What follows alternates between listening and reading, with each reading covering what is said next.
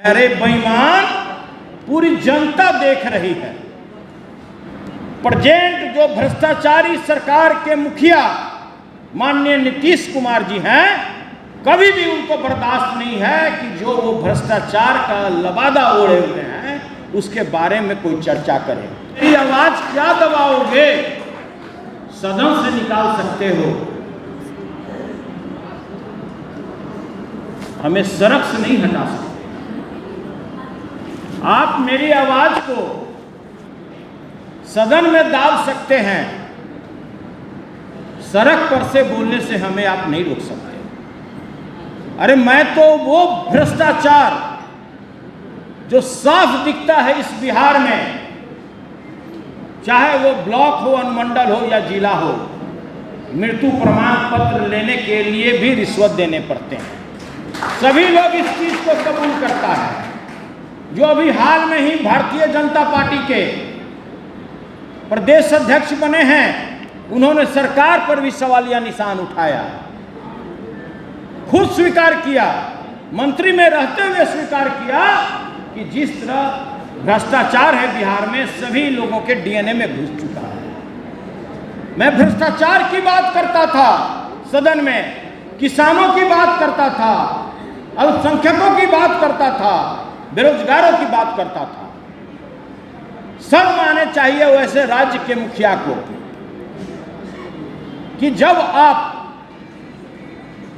का लगातार बिहार में बनाया हुआ सेतु, जिसको पुल बोला जाता है, लगातार गिरता जा रहा है, आप विश्वास होते जा रहे हैं। पुल नहीं गिर रहा है, आपका विश्वास गिर रहा है, सरकार का विश्वास गिर रहा है। लेकिन आपको चिंता उसकी नहीं है, चिंता है कि यह आवाज जो सदन में उठाने वाला है उसके आवाज को पहले बंद करो। चिंता यह नहीं है कि कोई भी ऐसा ऑफिस नहीं है जहां बगैर रिश्वत दिए हुए काम होता हो, हम उसको रोकें। लेकिन इस बात को जो सदन में उठाने वाला व्यक्ति है, आप उसके आवाज को दाबना चाहते हैं। चिंता आपको यह नहीं है कि यहां के बेरोजगारों को रोजगार कैसे मिले, आप ये झुठलाने पर लगे हुए हैं कि तेजस्वी जी ने यह नौकरी नहीं दिया 5 लाख लोगों को, यह मेरी उपलब्धि है। अरे बेईमान, पूरी जनता देख रही है।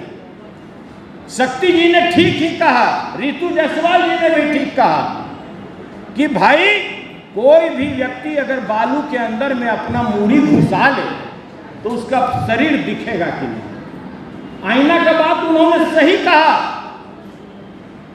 प्रेजेंट जो भ्रष्टाचारी सरकार के मुखिया माननीय नीतीश कुमार जी हैं, कभी भी उनको बर्दाश्त नहीं है कि जो वो भ्रष्टाचार का लबादा ओढ़े हुए हैं उसके बारे में कोई चर्चा करे। प्रावधान नहीं है आचार समिति में कि आप दंड में किसी को आप उसकी सदस्यता ले लें। कैसा राज है, कैसा लोकतंत्र? मैंने कहा था कि लोकतंत्र के मंदिर में आपने लोकतंत्र की हत्या कर दी। अरे मेरे ऊपर आरोप लगाए गए हैं, मेरी बात तो 2 मिनट सुन लेते। लेकिन सभी लोग हमाम में नंगे थे। किन्हीं को चिंता था उपसभापति बनने का और किसी को चिंता था लोकसभा का सदस्य बनने का। एक व्यक्ति को हटाने के लिए इन्होंने पूरे लोकतंत्र की मर्यादा तार तार कर दिया है।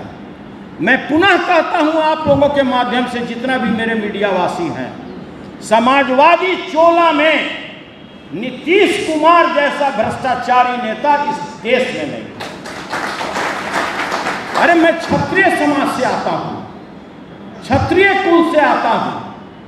अगर उस दिन 2 मिनट भी अगर बोलने का हमको मौका देते तो मैं यही कहता कि जो आदमी मेरे ऊपर आरोप लगाया मैं इसको भी माफ करता हूं, और जो व्यक्ति उपसभापति बनने के लिए और लोकसभा का सदस्य बनने के लिए यह कार्य किया, ऐसा कुत्सित कार्य किया, नीतीश कुमार का पाप छुपाया, मैं उसको भी माफ करता हूं। क्षत्रिय समाज से आता हूं। पूरा राज्य का क्षत्रिय समाज भी देख रहा है इस मामले को कि किस तरह से एक लंबी फेहरिस्त बनी हुई है। विजय कृष्ण जी बैठे हुए हैं, कैसे इनको बर्बाद करने की साजिश चली। कैसे हमारे पार्टी के प्रभुनाथ सिंह को बर्बाद करने की साजिश चली। सभी लोग जानते हैं कि इस धरती पर स्वर्ण जाति का अगर सबसे बड़ा कोई दुश्मन है तो उसका नाम है माननीय नीतीश कुमार। आप इसको नहीं झुठला सकते। किसानों को उचित मूल्य पर खाद नहीं मिल रहा, मैं उनकी आवाज बुलंद करता था। हाल के दिनों में भी आपने देखा होगा कि जो मंत्रिमंडल में बैठे हुए व्यक्ति कृषि मंडी कानून के बारे में मुद्दा उठाए, किसान के बारे में मुद्दा उठाए, उनको मंत्रिमंडल से बर्खास्त करने की धमकी दी गई कि अगर यह इस्तीफा नहीं देगा तो मैं इनको बर्खास्त कर दूंगा। शर्म है ऐसे सरकार पर, शर्म है ऐसे शासक पर। इतना प्रतिशोधी व्यक्ति कि जो व्यक्ति लगातार हम ही को धमकी दे रहा हो कि मैं तुम्हें बर्बाद कर दूंगा, कार्रवाई होना चाहिए था उनके ऊपर, कार्रवाई हो रहा है डॉक्टर सुनील के ऊपर। क्यों हो रहा है? इसलिए कि मैं राष्ट्रीय अध्यक्ष आदरणीय लालू प्रसाद के आइडियोलॉजी पर चलने वाला व्यक्ति हूँ, उनके विचारधारा पर चलने वाला व्यक्ति हूँ। उनका कहना था मर जाना पसंद करूंगा इस पार्टी में, लेकिन झुकना सुनील कुमार जी पसंद नहीं करेगा। आप किसी भी तरह से हमको नहीं दबा सकते। आपने मेरी सदस्यता ले ली और उसी दिन अपने आका को कहकर बिस्कोमान के निर्वाचित बोर्ड को आपने सुपरसीड करा दिया। अरे वाह, कितने डर गया।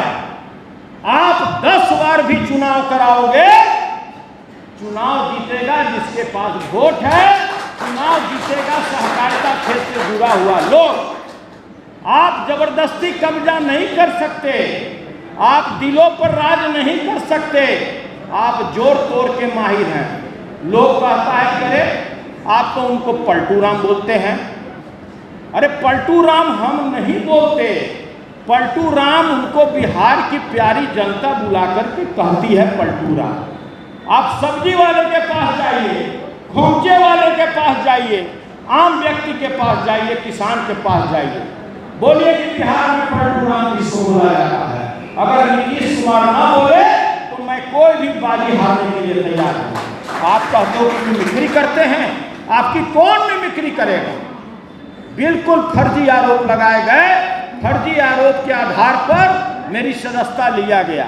मैं पुनः जितने भी हमारे कर्मठ, हमारे बड़े भाई, हमारे गार्जियन स्वरूप, मेरे अभिभावक स्वरूप जितने लोग बैठे हैं सभागार में बैठे हुए हैं, राष्ट्रीय जनता दल के हार्डकोर कार्यकर्ता, मैं आपको विश्वास दिलाना चाहता हूं कि वो मुझे गोली मारेंगे तब भी मुझको राष्ट्रीय जनता दल से अलग नहीं कर सकते।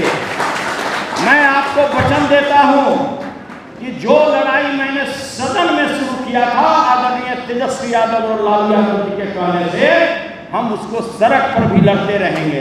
इनके एक एक कारगुजारियों को लोगों के बीच में लाएंगे। आप मुझको भ्रष्टाचार पर बोलने पर नहीं रोक सकते। आप व्यापक भ्रष्टाचार जो इस बिहार में है उस पर हमारी आवाज को आप बंद नहीं कर सकते। आप बेरोजगारी पर हमको बोलने से नहीं रोक सकते। किसानों को छला जा रहा है उस पर बोलने से आप हमको नहीं रोक सकते। जिस तरह से रोज हत्याएं हो रही है बिहार में उस पर आपको चिंता नहीं है, लेकिन अगर हत्या पर कोई सवाल उठाता है सदन में तो उसके आवाज को कैसे बंद किया जाए इसकी चिंता आपको लगी रहती है। कैसर साहब जैसे लोग, सीनियर लोग यहाँ बैठे हुए हैं, विजय प्रकाश साहब जैसा लोग बैठे हुए हैं, सभी लोग अपने अपने क्षेत्र के जितने भी हमारे कर्मचारी करता है, सभी लोग को हम आश्वस्त करना चाहते हैं कि जो लड़ाई का मसाल हमारे हाथ में आदरणीय लालू प्रसाद ने दिया है उसको हम झुकने नहीं देंगे।